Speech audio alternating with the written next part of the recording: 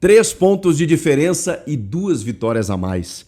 Essa é a vantagem que o Palmeiras tem em relação ao Flamengo neste momento. E em relação ao Cruzeiro também, né? Que chegou, venceu o Grêmio na tabela, tudo mais, né? Conseguiu encostar um pouco mais, mas o Palmeiras agora amplia a sua vantagem na liderança, especialmente em relação ao vice-líder Flamengo. E por que a gente destaca as 2 vitórias a mais? Porque precisa de mais de uma rodada para o Flamengo ultrapassar o Palmeiras. O Palmeiras tem 3 pontos, mas 2 vitórias a mais. O Palmeiras venceu o Santos num clássico em que foi um bombardeio. Gabriel Brazão foi um dos destaques do jogo. O Palmeiras teve quase 30 finalizações. E eu vou dizer um negócio, tá? O Santos jogou bem, especialmente o primeiro tempo. O Santos conseguiu suportar uma pressão inicial do Palmeiras e depois enfrentou. Foi ao ataque, criou algumas situações, claro, não de muita efetividade, não de muita intensidade, mas, cara, conseguiu engatar algumas transições. Gostei da escalação com o William Arão, que fez um bom jogo, dando uma sustentação. Zé Rafael, homenageado antes do jogo pela Leila Pereira, aplaudido pelo estádio inteiro, né, jogando agora no Santos. Um dos ídolos da era Abel, né, o Zé Rafael, o trem, que conseguiu muitas vezes carregar essa bola. O Lautaro atacava o espaço, mas ele custava um pouquinho a soltar essa bola. Mas em alguns momentos o Santos chegava ao ataque. Só que é mais difícil, né? Porque o Palmeiras, ele não só ataca, mas ele se defende muito bem. E é um time muito resiliente dentro do próprio jogo. Ele sabe entender o momento, ele sabe que em algum momento ele vai conseguir o espaço para gerar uma situação ofensiva. E aí eu preciso destacar aqui, cara, que o Palmeiras tem, obviamente, né, um grande treinador, muitos jogadores interessantes, mas alguns, cara, eles estão entendendo de uma maneira muito crucial o que o Abel Ferreira tem pedido. O Flaco Lopes é um jogador completamente diferente do que a gente imaginou, conheceu no próprio Palmeiras há algum tempo. Ele não é mais um centroavante. O Flaco Lopes é quase um armador do time. Ele é praticamente um armador do time. Ele vem com a bola dominada de trás, ele tem arrancada, ele tem velocidade, força física, drible, assistência, como foi no primeiro gol. O Flaco Lopes é outro jogador. É um jogador que dita o ritmo desse Palmeiras. O Emiliano Martínez fez um belíssimo jogo. Depois entra o Rafael Veiga no seu lugar, atuando mais como um volante, para o Felipe Anderson ir para a ala, o Piquerez baixar de zagueiro. Cara, eu fico impressionado como o Abel Ferreira consegue gerenciar esse elenco, alternando sistemas, fazendo jogadores versáteis, né, atuando de maneiras diferentes dentro do próprio jogo, tudo isso em busca do resultado. E é um time que entende facilmente aquilo que o técnico quer. E não foi fácil também, né? Ele oscilou durante a temporada, recebeu muitos jogadores novos, mas conseguiu. Hoje ele tem o elenco mais do que nunca na mão. Maurício fez um bom jogo e o Vitor Roque, cara, é aquele cara que ele não desiste, né? Em nenhum momento, até ele brocar. É impressionante. Ele vai atacar o espaço, ele chuta em cima da marcação, ele se desloca para um lado, se desloca para o outro. E, cara, se você der campo para ele correr, aí não tem jeito mesmo. Não tem jeito. É muito forte, cara. Ele chega na frente em quase todas. E aí ele recebe um excelente passe, na verdade, um passe em que a defesa do Peixe bobeou, né?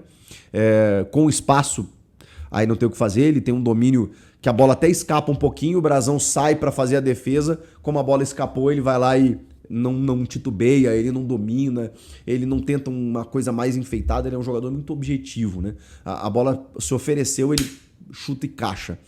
E o segundo gol é o lançamento do Rafael Veiga, maravilhoso. Teve até uma dúvida de impedimento, e aí, como eu disse, campo para correr. Aí ele chegou na frente do Brazão e tirou da lama, cavadinha. E se vocês olharem por uma câmera de trás, a bola ela parece que vai sair do gol, só que ela quica meio handball, né? Não sei se vocês já jogaram handball na escola ou profissionalmente, ou já viram jogos de handball, né? Tem aquela cola nas mãos que o cara dá o efeito, muitas vezes tirando assim, né? Vindo pelo lado, tirando do goleiro, da goleira, ela quica na quadra e pelo efeito da bola ela corre para dentro do gol. E quando você dá com efeito na bola, é isso que acontece, né? Muita gente até falou do gramado irregular do Allianz, que tá feio, tá? Tá muito feio. visualmente falando, mas eu não acho que tenha sido isso. Acho que tenha sido o efeito que ele criou na bola mesmo, na cavadinha. Ela veio toda girando. Quando ela quica na frente da linha, ela cai para dentro do gol. Um golaço, gol de centroavante. E aí, cara, o Santos resistiu o primeiro tempo inteiro, resistiu à pressão inicial, tentou encarar. O Santos precisava muito desse jogo. Claro que tentou de alguma maneira, né? Barreal de um lado, Robinho Júnior do outro, o Lautaro, como eu disse, né? O Zé Rafael, o William Arão jogando bem no meio campo, o Vitor Hugo fez um bom jogo, teve até uma tentativa de bicicleta no segundo tempo. Mas, cara, é difícil, né? Porque o Palmeiras sabe muito bem o que fazer. Ele sabe muito bem o que fazer, na hora certa, no momento exato, ele vai lá e desfere o golpe mortal.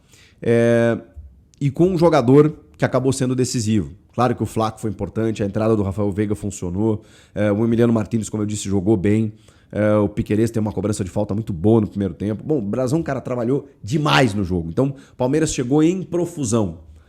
Mas o Vitor Roque, ele é um símbolo dessa vitória. Por quê?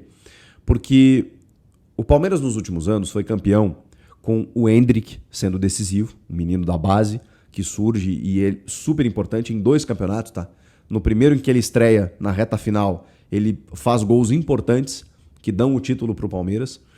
E no segundo ano ele é absolutamente decisivo. Aquele jogo contra o Botafogo no 4-3 lá em 2023 é emblemático, é simbólico na vida do Endrick e de todo palmeirense.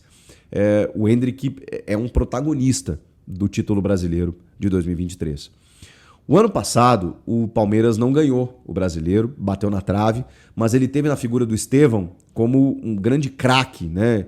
Que inclusive hoje é um jogador selecionável para a Copa do Mundo, que está no Chelsea fazendo gol em clássico, está despontando já no futebol europeu com maturidade, autoridade, muito mais até do que o Endrick, por exemplo.